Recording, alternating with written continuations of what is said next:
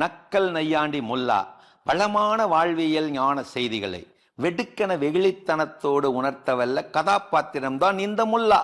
ஒருமுறை கசாப்பு கடைக்கு போனார். 1/2 கிலோ ஈரல் பொட்டலம் வாங்கினார். மறக்காமல் அதற்கான சமையல் குறிப்பு சீட்டையும் வாங்கி கொண்டார். வீடு திரும்பிக் கொண்டிருந்தார். திரும்பும் வழியிலே எதிர்பாராத விதமாக சரியாக குறிவார்த்து பாய்ந்த கழுகு ஒன்று பொட்டலத்தை அலேக்காக அபகரித்து கொண்டு பறந்துவிட முதலில் அதிர்ச்சி அடைந்து போனார் முல்லா. இருந்தாலும் பிறகு இப்படி சொல்லியபடி சிரிப்பானியாய் சிரித்து சிரித்து ஆறுதல் அடைந்தாராம் அந்த நக்கல் நையாண்டி முல்லா.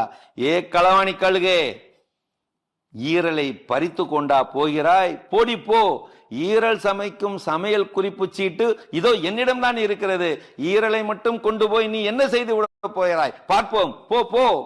கழுகாருக்கு எதுக்குங்க கடுகு உளுந்தம் பருப்பு குறிப்பு சீட்டு? வாய்ப்புங்கிறது வடை மாதிரி, நாம தான் காக்கா மாதிரி போய் தூக்கணும். பீஸா மாதிரி வீடு வந்து சேரும்னு காத்திருக்கப்படாது. ஒருவரின் புலம்பல் இது.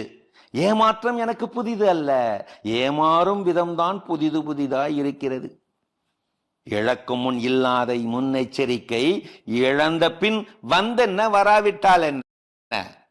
ஒரு திருட்டு நடந்துவிட்டால் பிழைகளை திருடர்களிடமிருந்து தேடாதீர்கள், உங்களிடமிருந்து ஆரம்பியுங்கள்.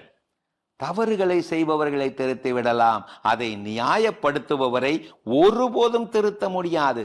என்ன செய்ய?